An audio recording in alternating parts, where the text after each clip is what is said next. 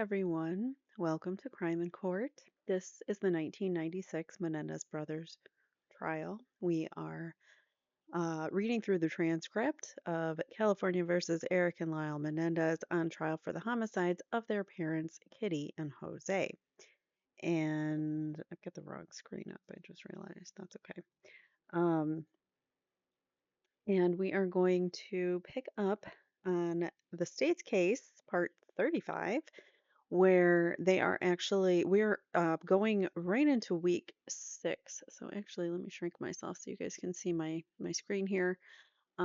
We are on week 6. So we just ended with Dr. Roger McCarthy, who's the mechanical engineer.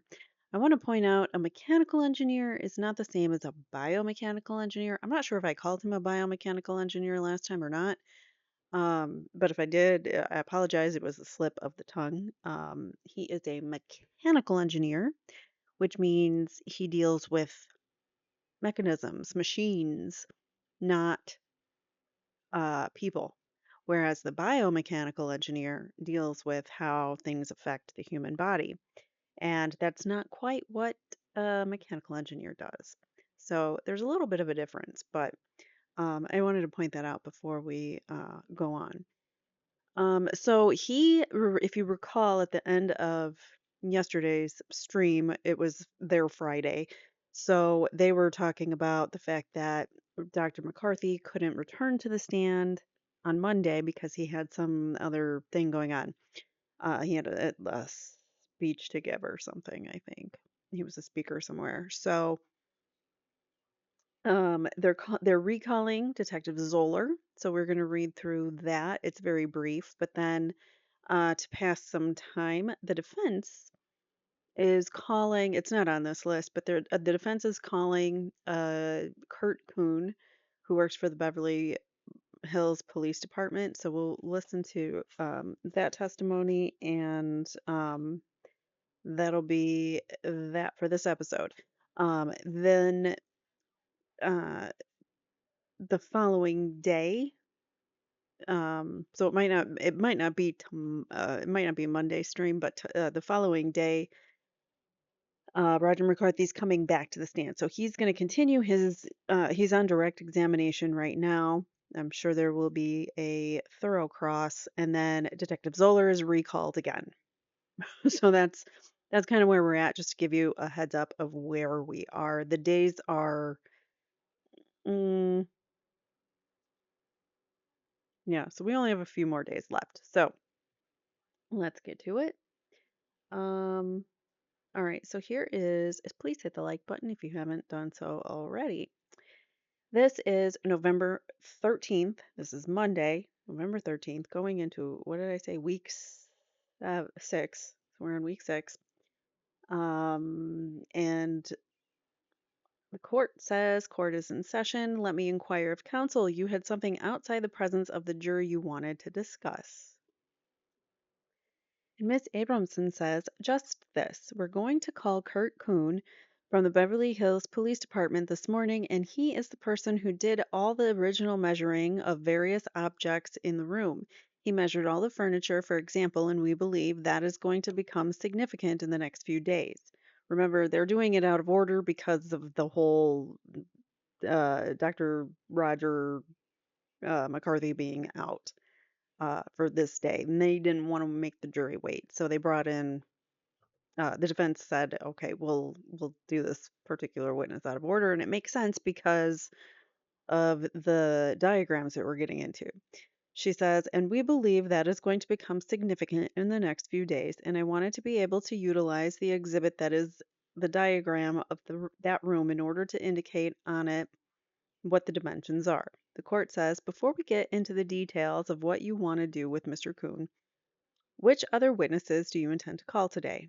Miss Abramson says, "The only other witnesses we could get that were available for today is Detective Zoeller. He's going to be brief, sorry, and Mr. Kuhn is going to be relatively brief as well. We're going to talk about evidence collection and photographs." The court says, "You expect to complete it this morning. As far as the presentation, is that assured by everyone that there won't be anything this afternoon for the jury?" Mr. Gessler says, "Yes, Your Honor." The court says, "I think Mr. Khan is putting on Detective Zoeller." The court says, "Do both sides expect you won't have anything for the jury this afternoon?" Ms. Abramson says, "Yes. We have this exhibit, which is the large exhibit, and all I wanted to do was to have Mr. Kuhn indicate the dimensions of some of the objects, the couches, the tables, and obviously the prosecution is objecting to us putting anything on this chart. I offered to put it on with an additional small piece of paper that just has the dimensions written on it, taped to the chart so it doesn't deface it, rather than have to use another chart that the jury would have to look at to compare. That's the morning's hassle, if you will." The court says, "First of all, what is your position?" Mr. Khan says, "The chart that we prepared reflects the prosecution's theory of the case, and we presented it in such a way that we will be able to use that exhibit effectively during argument. I don't think counsel should be permitted to mark up our chart.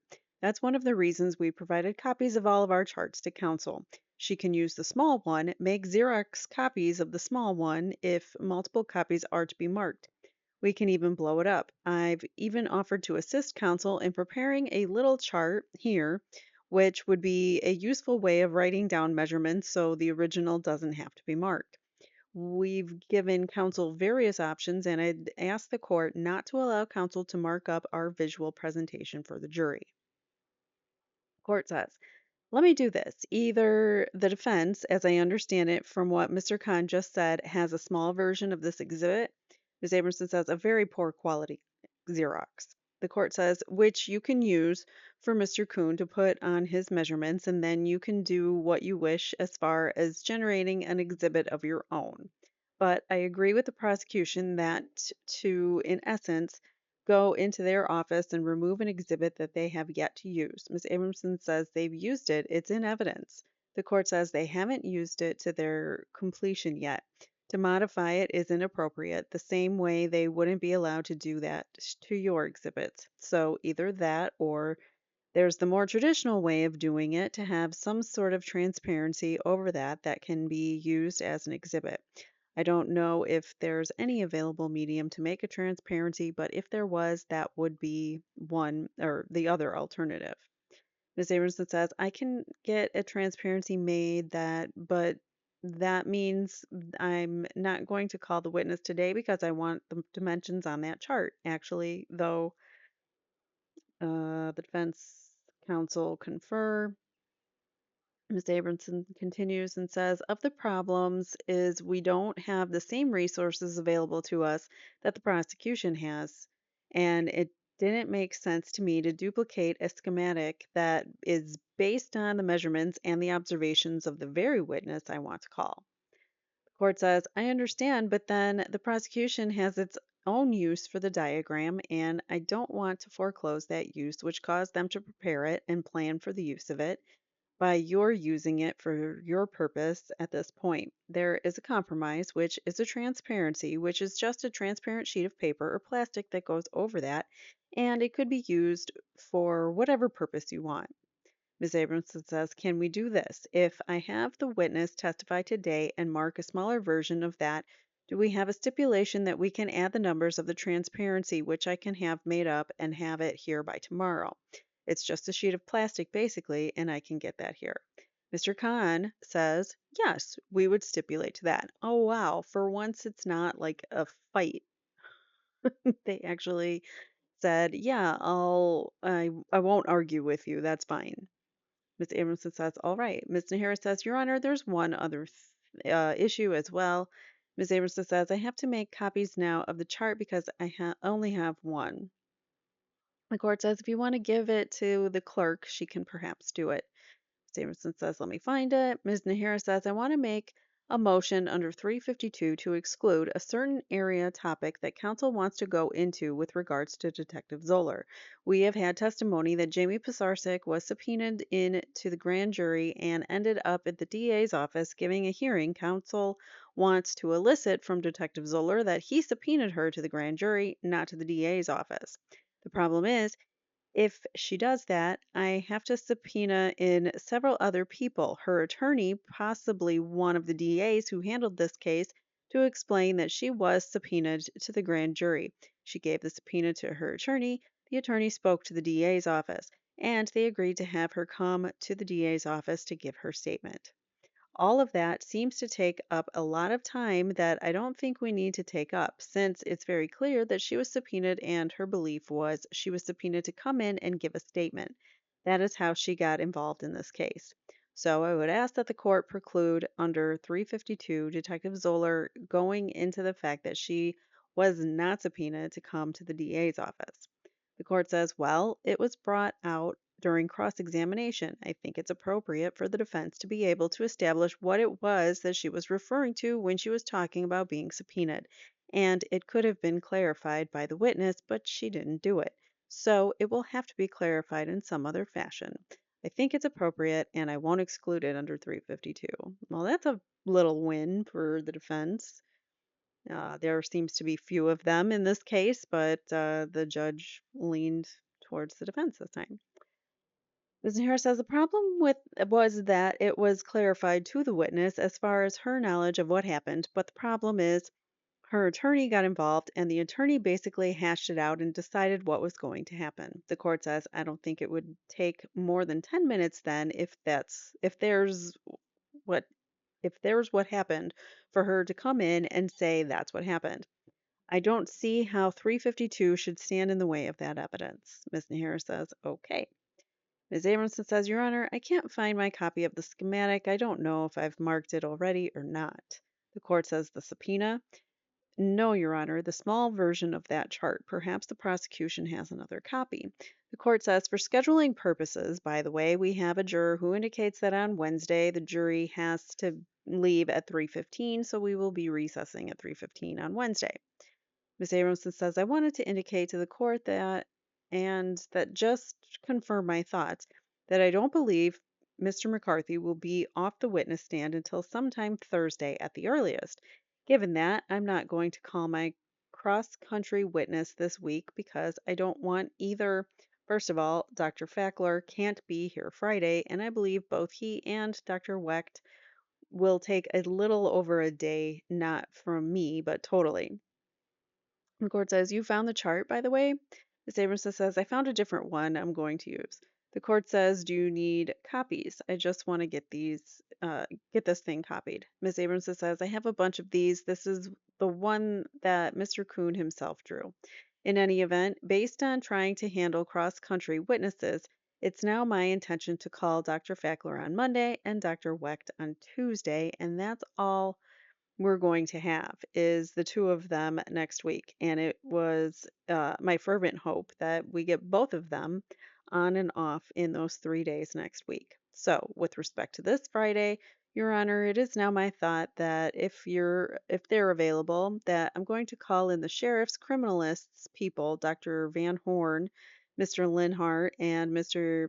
Catalini, so that's what I'm planning on going to cover for part of Thursday and Friday. The court said, okay, well, even I would have hoped that you would get him here today. Ms. Abramson says nobody could be found to be here today. In any event, that's the plan right now. The court says, okay, all right. Are we ready then for the jury? Ms. Abramson says, yes, I think. The court says, Mr. Khan, you're going to call Detective Zoeller, and then the defense can go into the areas beyond the scope of the direct, and then we'll have Mr. Kuhn. Let's have the jury out, please. The jury enters the courtroom, and the following proceedings are held. And the court says the jury is in court. Good morning, ladies and gentlemen. Just some information regarding our schedule. As I indicated on Thursday of last week, when we recessed, the witness who was on the witness stand, Dr. McCarthy, had another commitment that prevented him from being here today.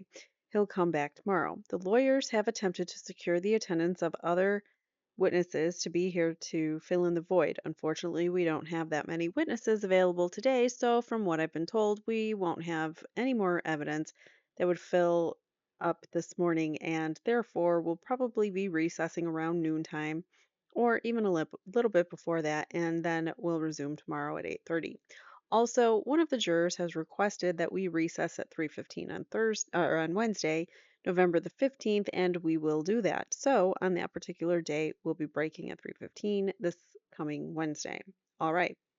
We'll now resume with the testimony, and the people may call their next witness or the witness that was still on the stand. Mr. Khan says, yes, I would like to recall. Oh, no, sorry. It is their next witness. I'd like to recall Detective Zoeller at this time. Leslie Zoeller was recalled. He stated his name. He was reminded that he's still under oath, and direct examination begins.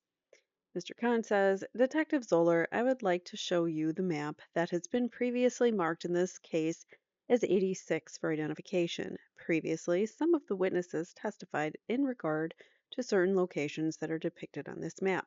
This morning, did you assist in providing some labels for those locations that are depicted on the map? Yes, I did. And I would like to direct you from the top of the map going to the bottom of the map. Can you tell us the significance of each of those locations on the map? Well, as far as the top one, it's Perry Berman's home, which is also marked by an orange dot.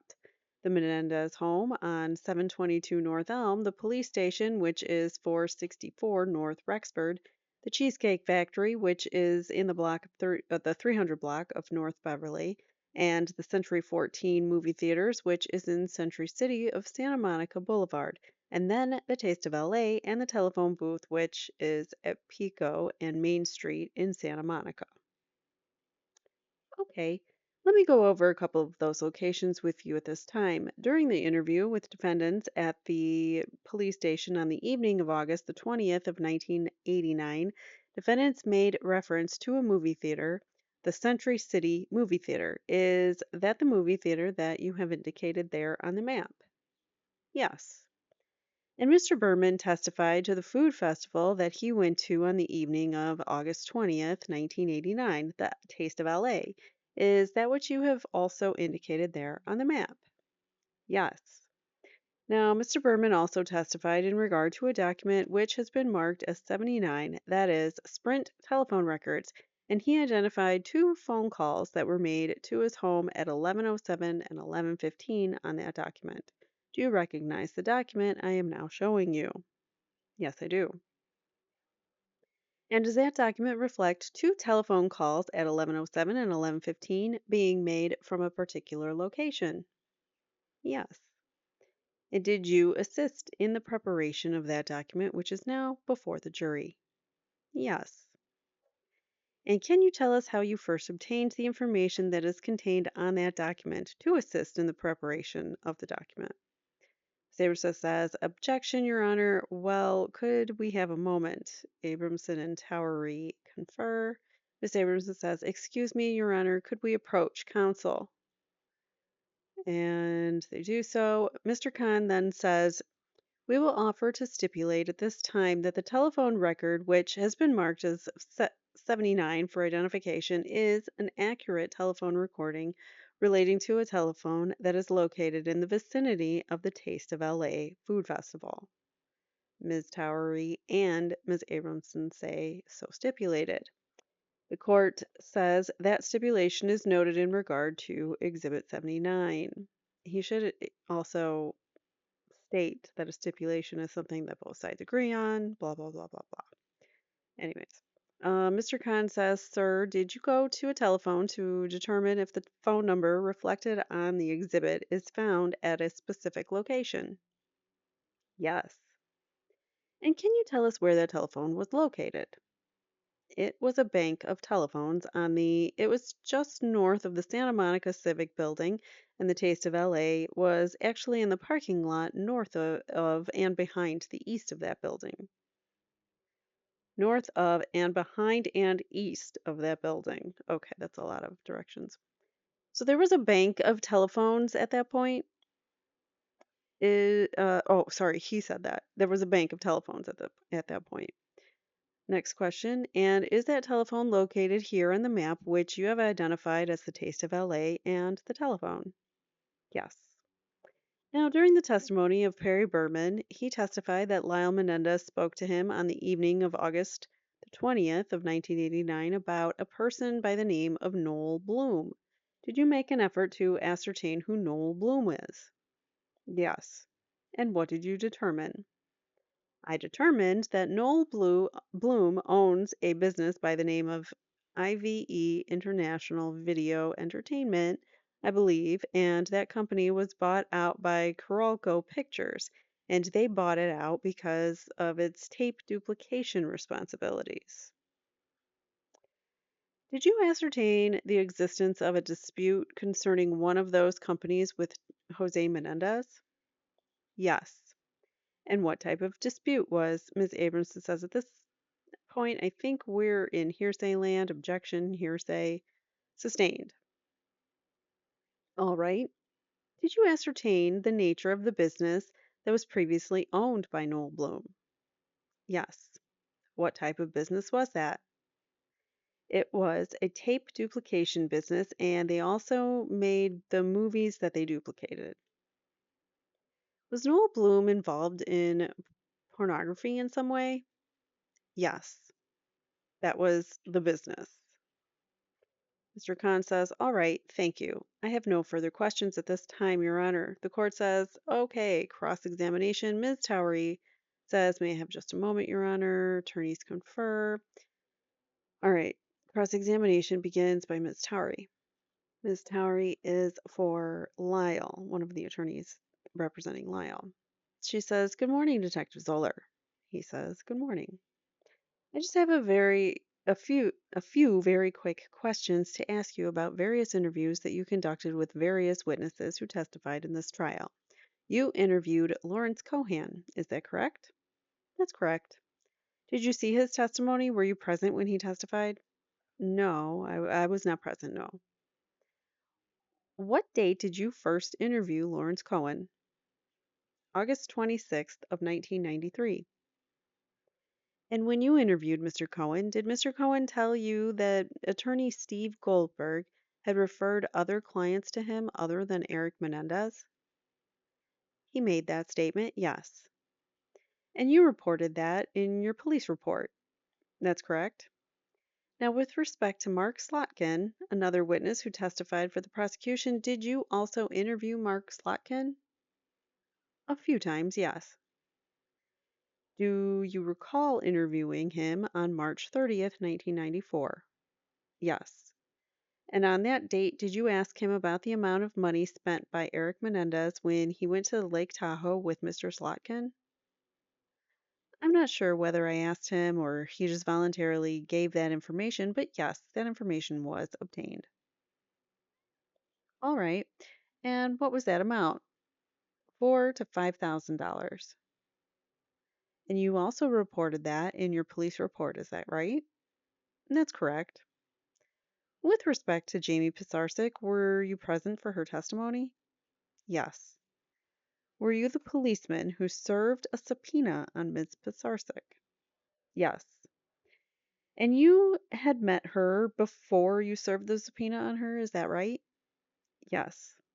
And was the subpoena that you served on Ms. Pisarcik a subpoena to the office of the district attorney in Norwalk to give a statement? No, it was not. And what was it? It was a grand jury subpoena. And where does the grand jury sit? At 210 West Temple, downtown Los Angeles. And when Ms. Pisarcik did give her statement at the district attorney's office in Norwalk, you were present? Is that right? That's correct. And that statement was given voluntarily, was it not? It was. And she had a lawyer present, is that right?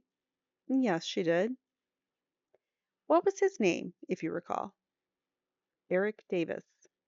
Not Steve Davis? No. And last, with respect to Brian Anderson, were you present during his testimony in this trial? The majority of it, yes. Did you take a statement from Mr. Anderson in February of 1994? Yes, I did. And did he tell you at that time that he and the others who were present at Randy Wright's house were looking for a second will? Yes. And you wrote in your report in February of 94, is that right? You wrote that in your report that they were looking for a second will? That's correct. May I have just a moment, Your Honor? The court says yes. Attorneys Towery and Abramson confirm. Ms. Towery says, I have nothing further. The court says anything on behalf of Erik.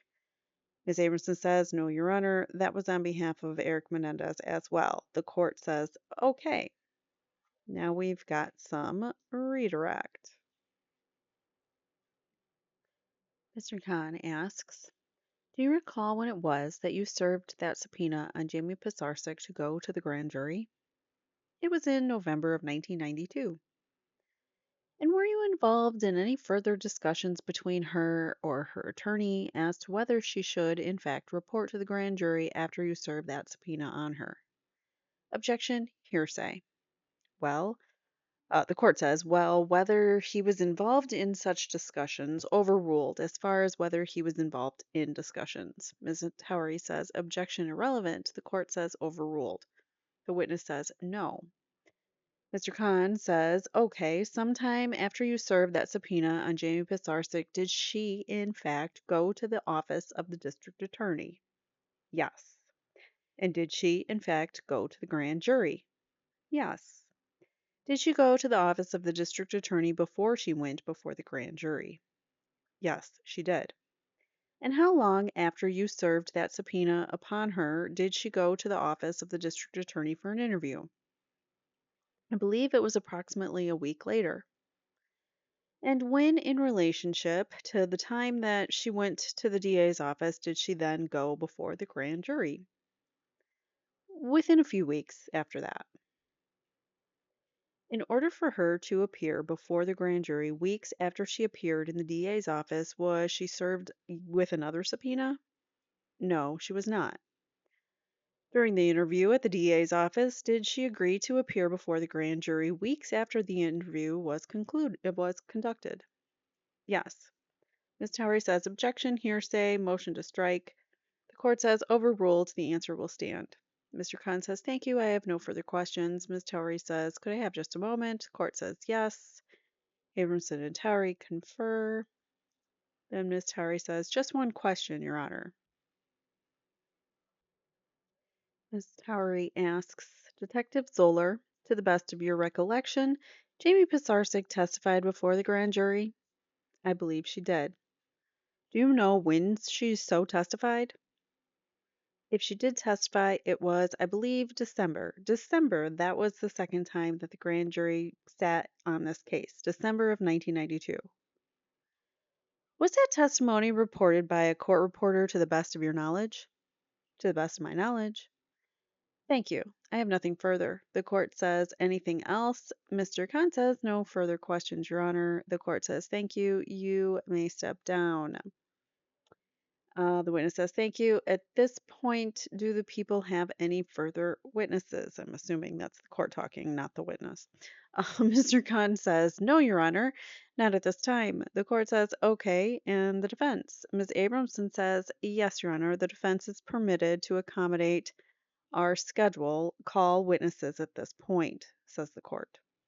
Ms. Towery, before we do that, could we approach briefly? The court says yes, sure. So the following proceedings were held outside the presence of the jury. Ms. Towery says, to the best of my knowledge, Jamie Pisarcik never testified before the grand jury, and certainly I have no transcript of any such testimony. I'm a little confused by Detective Zoeller's testimony. The court says, you want me to get the transcript? Mr. Gessler says, we would. The court says, it's in chambers. I can find it real quick. Hold on a second. How has the defense lawyers never seen the grand jury testimony with Jamie Pisarcik? That's concerning. The court says, let's see. I don't see her on the list. I'll go through it once more.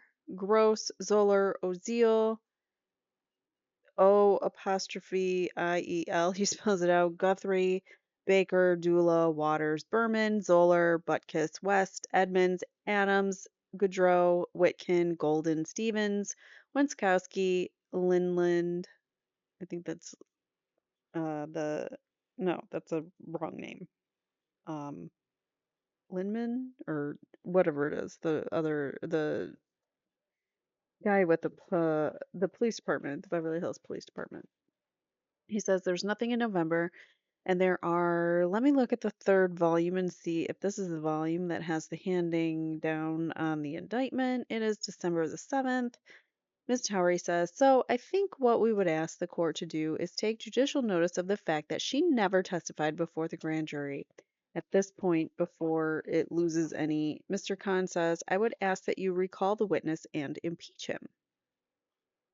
Ms. Towery says, he wasn't there. The court can take judicial notice of that. That's the appropriate way of doing it. The court says he was not inside the proceedings unless there was something on the record, showing that he was.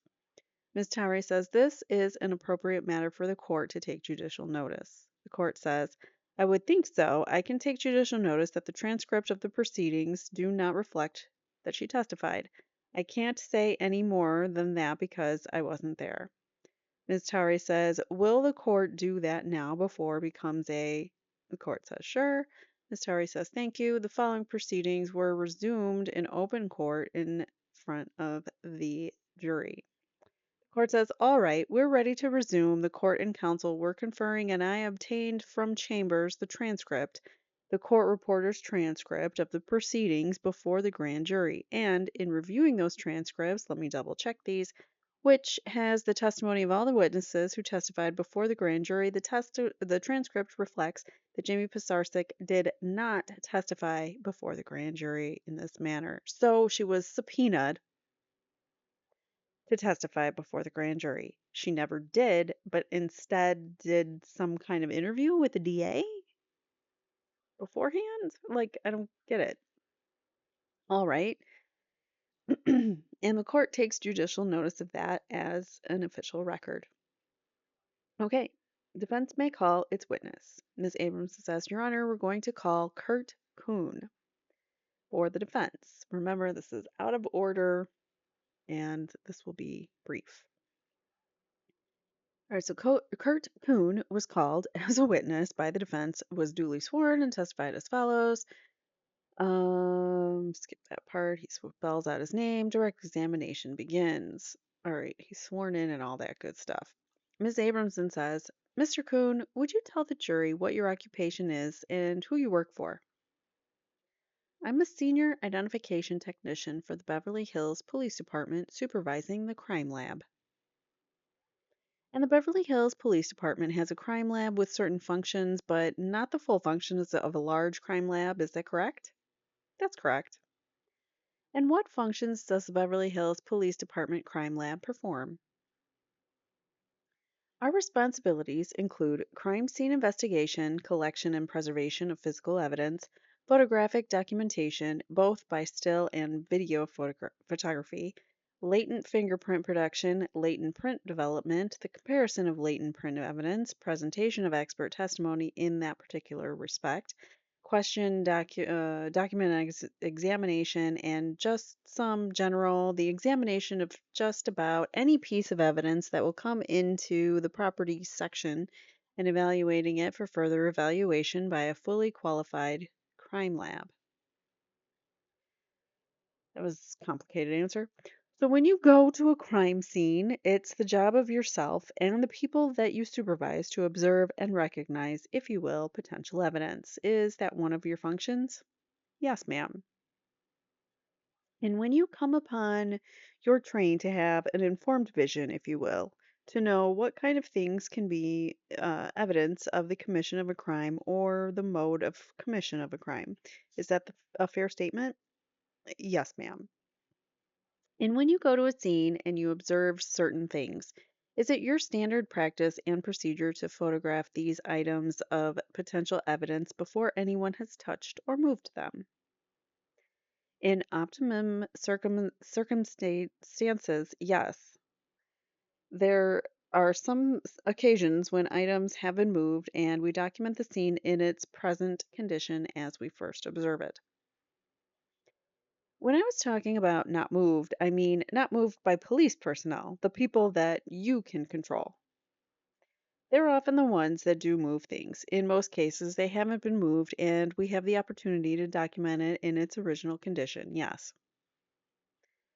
Sometimes they walk into scenes or pick something up inadvertently, and later, when the ID texts come, you realize it's evidence. Yes.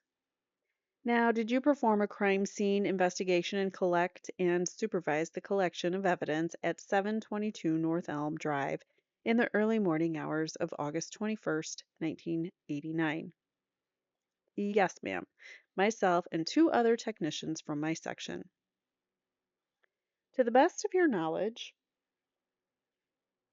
when you got there, had any evidence been moved? To the best of my knowledge, no. Now, because you have a limited crime laboratory, when you collect evidence, are there certain kinds of evidence where the decision is made that it needs further analysis and you send it somewhere else for that analysis to be performed? Yes, ma'am. And routinely, is there a particular laboratory? Yeah, my brain's not functioning today. And routinely, is there a particular laboratory that you send your evidence to for further analysis? Yes, ma'am. And what laboratory is that? Los Angeles County Sheriff's Department. And they run a large, full scale laboratory? Yes, ma'am, they do. Now, are there certain areas of evidence examination in which you are a qualified expert? Yes, ma'am. What are those areas?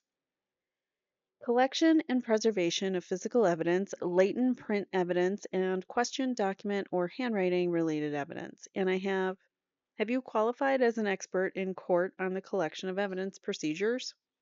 Yes, ma'am, I have. Have you qualified as an expert on the identification of latent prints, or, well, strike that. Have you qualified as an expert on the obtaining of what's called latent prints? In other words, the lifting of latent prints from the crime scene. I'm also a certified latent print examiner. I was getting to that. And have you also qualified as someone who's capable of making comparisons between a fingerprint found at the scene and an example of someone's actual fingerprint? Yes, ma'am, I have. And have you also qualified in court as a handwriting identifying expert? Yes, ma'am, I have.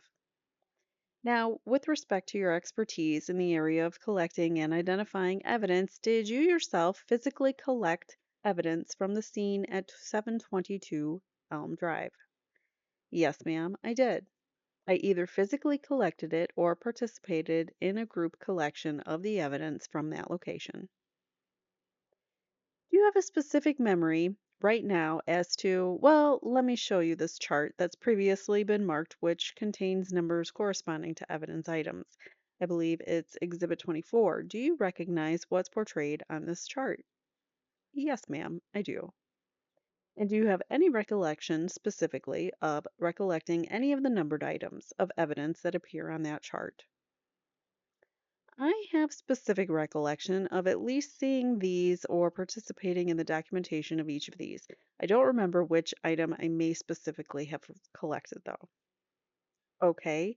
Before you, collecting an item means actually removing it from the place where you found it. Correct. And before you would remove an item, are there methods employed to document where it was when the police first saw it? Yes, ma'am. And are there two different kinds of methods of doing that? Yes, ma'am. One of them is photographic? Correct.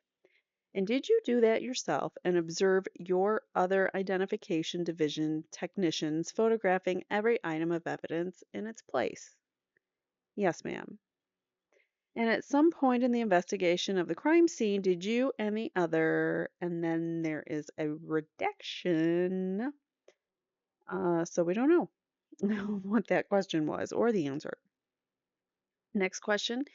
And is there a list that was prepared of every item of evidence? I don't know if it's a redaction or just a mistake, but there's another instance where this happens as well. So that's why I think it might have been their way of doing some kind of redaction. Next question is, and is there a list that was prepared of every item of evidence collected from the scene? Yes, ma'am, there was. And who wrote the list?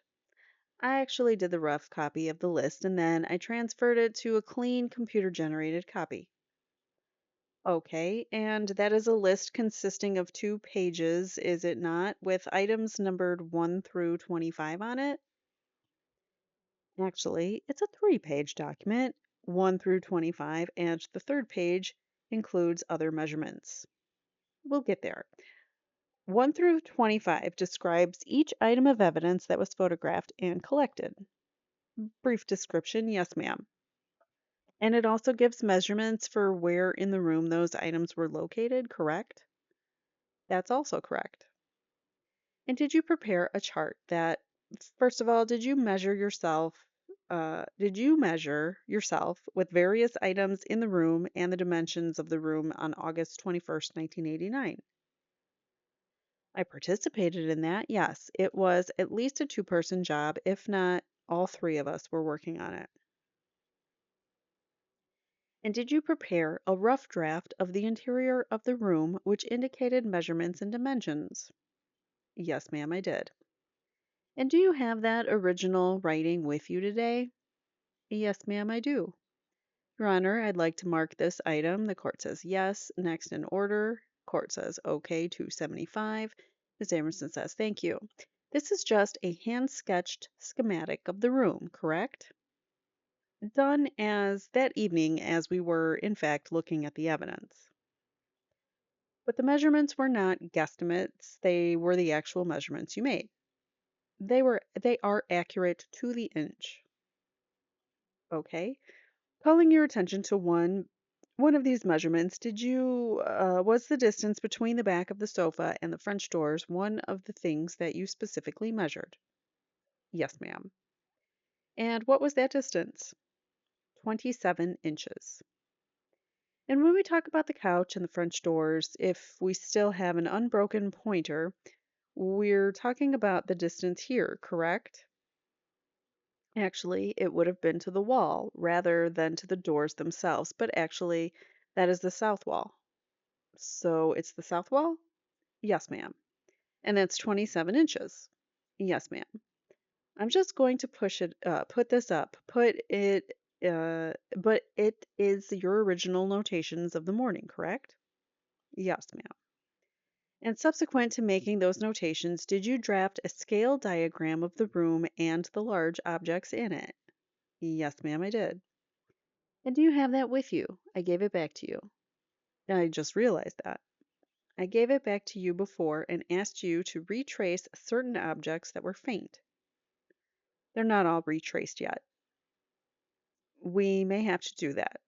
Ms. Amerson says, may I mark this 276, Your Honor? The court says yes. Ms. Abramson says 276 is a schematic diagram of the room that you made based on the measurements and your personal observations of the room on August 21st, 1989, correct? Yes, ma'am, it is. And I had asked you to retrace, and you're going to, are you not, to retrace some of these fainter lines in the diagram so they can be Xeroxed? Yes, ma'am. Thank you. You do want a copy of this back? I do. And I'm orienting this. I don't want to stick pins in this. Perhaps a post-it note might hold it. I'm orienting this diagram that you laid on the same axis as the large exhibit in number 24, correct? Yes. Let's see if this will hold without marking anything. In the diagram that you prepared showing, you show basically the layout of the room itself, correct? Correct.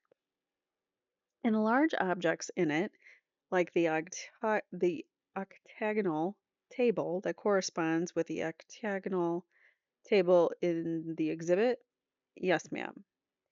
And the three-piece sectional sofa, yes, ma'am. And the movable ottoman, yes, ma'am.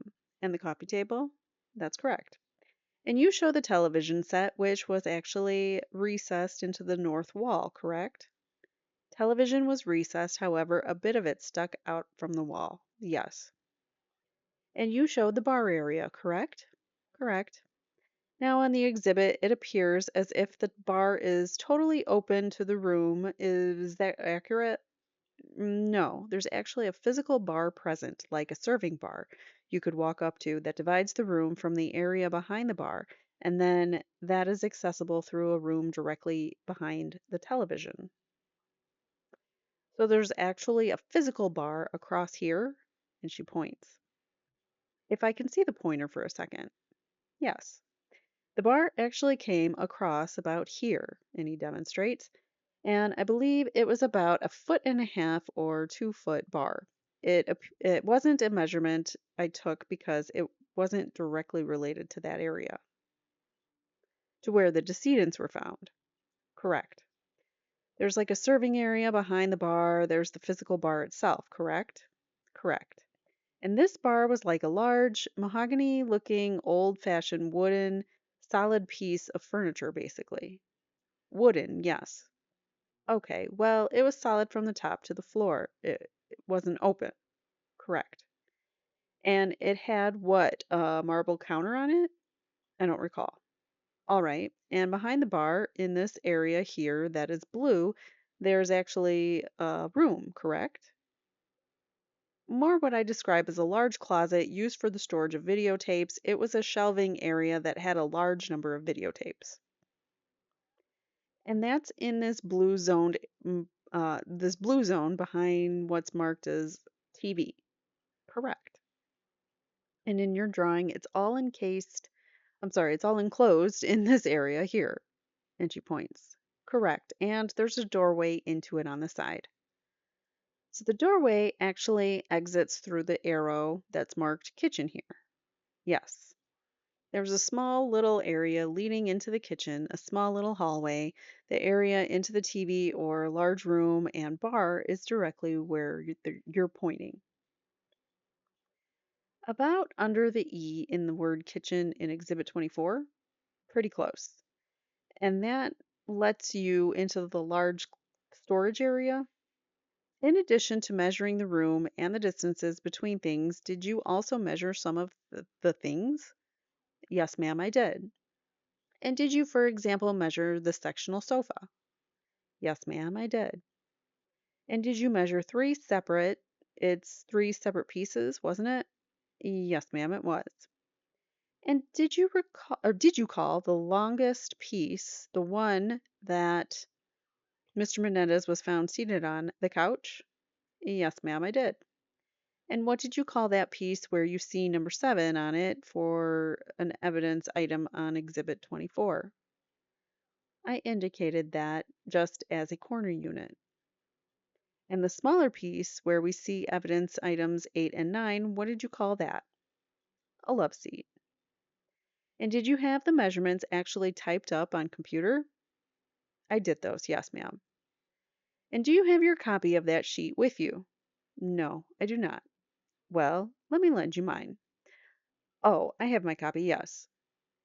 Yes, that's what I mean, your copy. Now, did you, in addition to measuring the couch and the corner unit and the love seat, did you measure the object that appears at the end of the short end of the couch, the ottoman? Yes, ma'am, I did. Did you measure the coffee table? Yes, ma'am. Did you measure another small table in the room? Yes, ma'am, I did. Did you even measure the tennis racket stringing machine? Yes, ma'am, I did. And did you measure the octagonal table in the southwest corner of the room next to the long part of the couch? Yes, ma'am, I did. Did you measure the base of the plant next to where item number 11 was found? Yes, ma'am, I did. And did you measure the lamp? I measured the base of the lamp, yes. Starting with the octagonal table, what measurements did you make of that table? Well, I took several measurements of it. It was all uniform. It was 48 inches, what I listed here as diameter, even though diameter is just on a round item. What I took is just across the table. If the edges weren't cut off, it went from 48 from end to end. So the way it is shown here, where it has a straight line near the couch and a straight side near the west wall, it's 48 inches across that table. Yes, ma'am.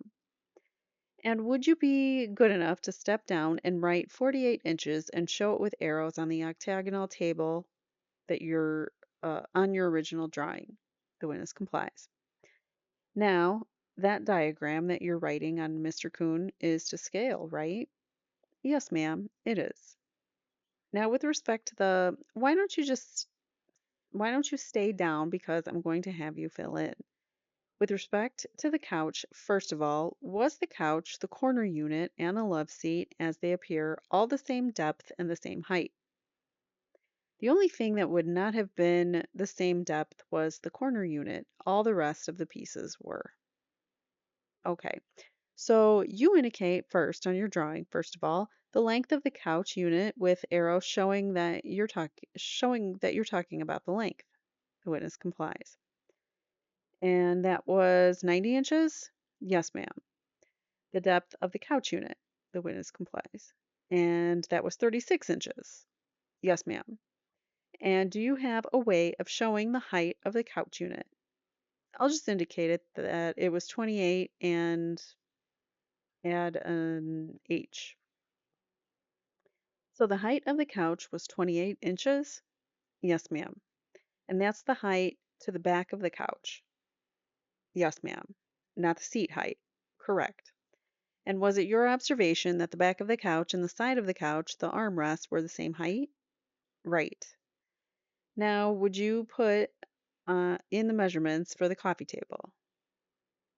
The witness complies. The coffee table is 56 inches long, 22 inches wide, and it stood 17.5 inches above the ground. And would you finally put in the measurement for the ottoman? The witness does. And those measurements, were they 26 long, 36 inches deep, and 9 inches high? Correct. Now, did you note, Mr. Kuhn, whether the height of the ottoman was the same as the height of the seat of the couch? I believe it was. And all three sections of the couch had the same height for the seat? Correct. And all of them were the same number of the inches from the ground. The seat was even? Yes, ma'am. Okay, now in addition to that octagonal table, however, do you recall there were 4 chairs next to that table? Yes, ma'am, there were. And you didn't draw the chairs into your diagram, correct? That's correct. And you didn't take their measurements either? No, I did not. Was there anything about their appearance that you recall as being unusual? Were they unusually large chairs or especially small chairs? No, they were standard chairs and they were all pushed up uniformly against the table. That's why I didn't take any measurements of them, nor did I record them in the drawing. What do you mean by that? What do I mean by that? Or what do I mean by what? Sorry. Because they were pushed up to the table, you didn't take any measurements. Why not? They were available, depicted in the photograph. Throughout the investigation, they seemed to play no direct part in any evidentiary reasons, so I opted not to include them in the drawing. They had no evidence on them, is that correct? Not that I recall seeing. You didn't see any blood or any tissue or any ballistics evidence of any or anything like that, is that correct?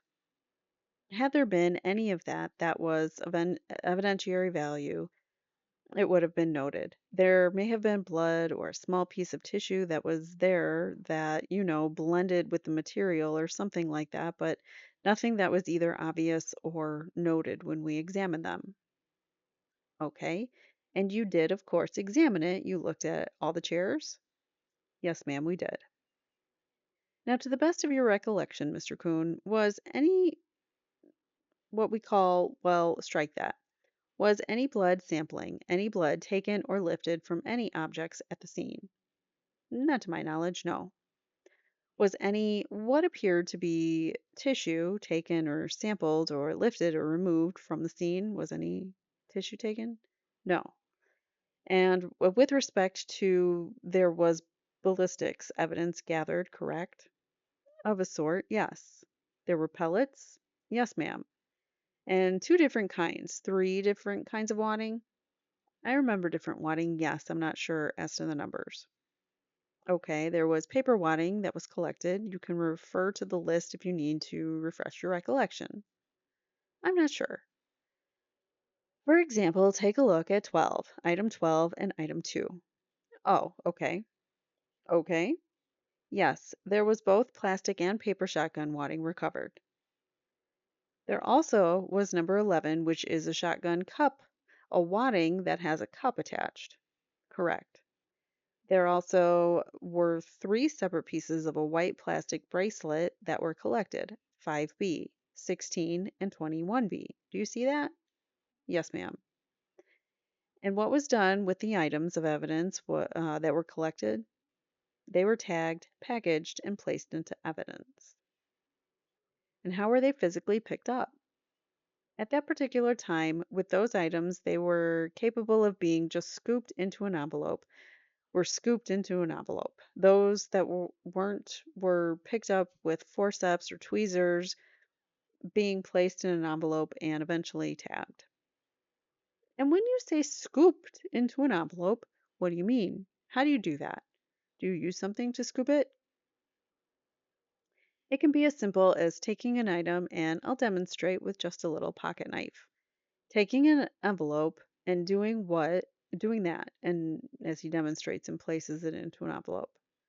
Ms. Abramson says, let the record show what the witness did is he slipped a piece of paper under what appears to be about a 2-inch pocket knife and then tapped it with a pen onto the piece of paper. Is that what you did? Yes, ma'am. And is the point not to touch things? Exactly. And were those procedures followed in collecting the evidence here? Yes, ma'am. Now, in addition to observing and identifying and noting items of evidence, did you also physically take some of the photographs of the crime scene? Yes, ma'am, I did. And how many rolls of film were used to photograph the crime scene here? The entire crime scene on that particular day encompassed 17 rolls of color film along with one videotape. And who operated the video camera to the tape? Clark Fogg did the videotaping for the crime scene. Now, recently, did Clark Fogg go out and do some measurements at 722 Elm Drive, which you are a custodian of? Yes, ma'am. And do you have with you the original notes that he made measuring something at the crime scene? Yes, ma'am, I do. And Your Honor, I'd like to mark this as 227. The court agrees. Ms. Abramson continues and says, and this is a piece of graph paper, and it has lines and numbers and writing on it. Yes, ma'am, it does. And what's your understanding of what these notations indicate? This is the French doors that are located just above the word patio, and that's on those open up to a south little patio area in the round circle. About 2/3 of the way down is the tree that is in that particular patio. And was he trying to draw lines between places on the French doors where there had been holes on August 21st and that tree? Yes, ma'am. And do you know if well, strike that. The Beverly Hills Police Department still has all the negatives of these photographs, correct? Yes, ma'am. And you also have print copies? I don't believe we have many print copies left. I know we have the negatives. Okay. And do you know if Mr. Fogg consulted with photographers before he went out to do that drawing and make those measurements? To the best of my knowledge, yes. And he also spoke personally with Detective Zoeller regarding this issue. And Mr. Fogg had been there on August 21st and was in a position to observe the damage to the French doors that morning? Yes. He not only assisted in the direct photography of this because I saw his hand in several of the pictures both inside and out, but he was with me personally when we went out and when we went out and looked at all the damage to that tree that morning. So the two of you did go outside the den and look at the tree that morning? That morning, yes, ma'am. So he had personal knowledge from which to construct the measurements that he did on what's now been marked 227. Yes, ma'am. And that's the rough version, but there was a nice neat version based on those notes that we also generated, correct? I'm not sure. You haven't seen it? No, I haven't. Let me show you. Okay, I take that back. I have a faxed copy here. So you have it. Okay. Well, why don't we mark that also? So this is the final drawing that was made based on the notes that has been marked, have been marked 227, correct? That's correct. 278, Your Honor. The court says 278. Ms. Abramson says, and based on those notes, it appears that a directional line from either of the holes in the French doors could indicate shots striking the tree. Correct. To the best of your recollection, there was a hole in the west door, correct? I don't recall which door it was in, but actually, I think there were 2 or 3 holes in whichever door it was. Right, I'm just trying to do one at a time. Based on what he has drawn, do you recognize there's a hole both in the west door and the hole farther down in the east door? Correct. Does that refresh your recollection of what you saw during that morning of these holes in those doors? Yes, ma'am. And based on his measurements and calculations, a shot fired through either of those holes could have struck the tree? Correct. And you personally observed what appeared to be pellet strike marks on the tree? On the morning of the 21st, yes, ma'am. Now, being the Beverly Hills Police Department, didn't take into your possession any of the objects of furniture, did you? No, ma'am, we did not. You were still at the scene after the coroner's people came and removed the decedents, correct? Correct. And was there any effort made to collect any additional ballistics evidence from the bloodier areas of the scene? There was an effort made to recover possible shotgun wadding. However, there was no significant effort made to recover any of the pellet material because they are not of ballistic evidence value. And what? Well, why don't you explain to the jury why individual pellets are not of ballistics evidence value? Ballistic evidence value is primarily that of what's called rifling grooves, marks, lands that are identifications in the barrel of a pistol or a rifle. These cause a projectile being fired to develop a spin and then maintains a nice trajectory when it leaves the weapon. Shotguns are clean bore items. They're nothing other than similar to the inside of a typical piece of pipe. The shotgun shell is fired and these pellets are maintained or held within the barrel. The length of the barrel, at which point is in time, they just diversely go out. So there is no rifling, there's no marking or anything present on the inside of a barrel to give these individual pellets any kind of unique marks whatsoever.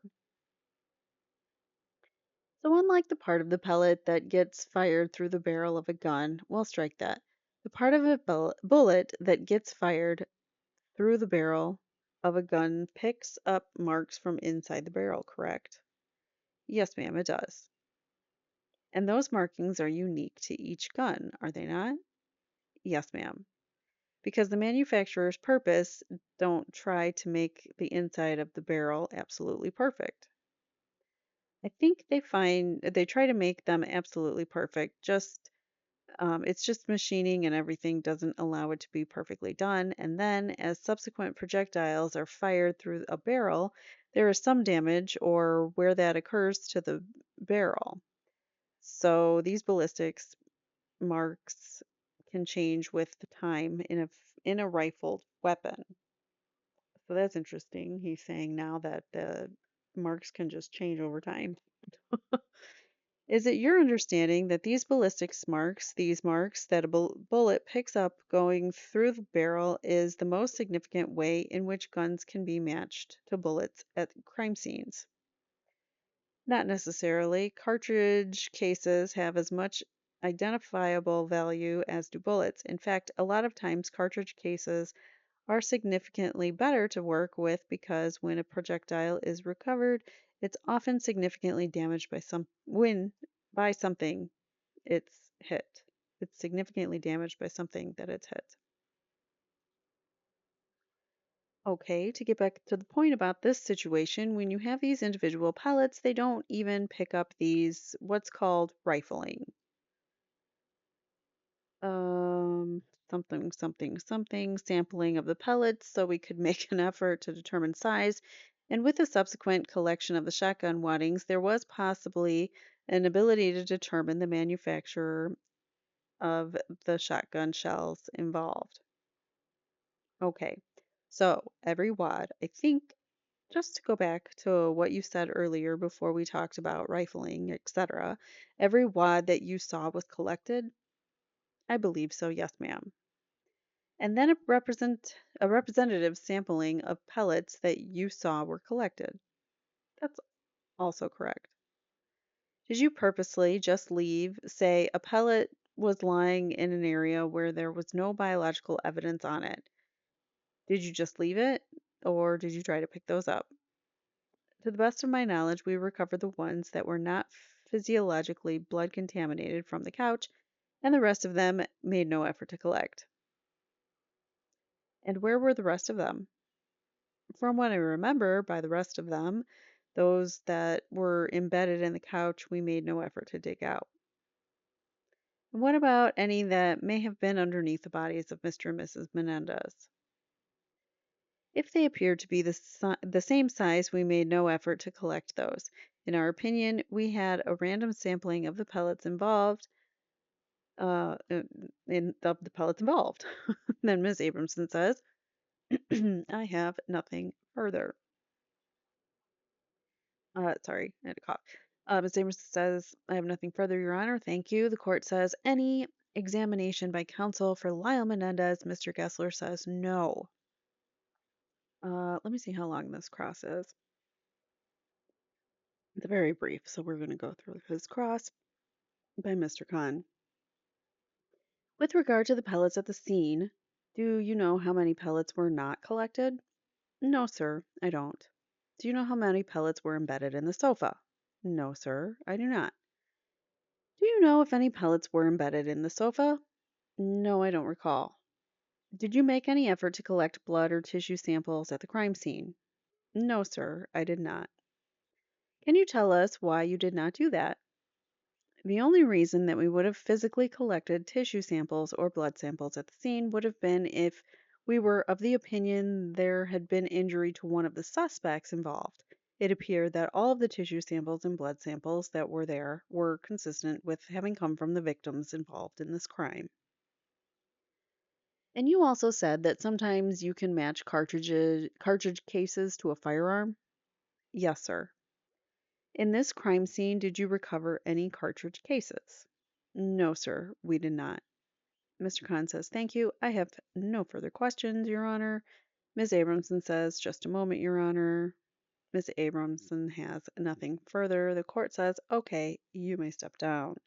The witness says, Your Honor, could I take that with me for 15 or 20 minutes and outline things? The court says, we'll work it out at the recess here. The witness says, okay. The court says, the lawyers are going to modify that diagram a little bit so they can use it later on in the trial. All right, let me see counsel over here. The following proceedings were held outside the presence of the jury. We're going to stop here, though. We'll get into that in the next episode. So there you have it. That was Detective Zoeller recalled, and then Kuhn from the Beverly Hills Police Department Crime Lab came in and talked about what measurements and things he did there in the crime scene. So we will continue in Monday's episode with the arguments here, and if we get to it, we will we'll get back to Dr. McCarthy. So thank you guys so much for watching. Please hit the like button, and I will see you in the next one. Take care. Bye now.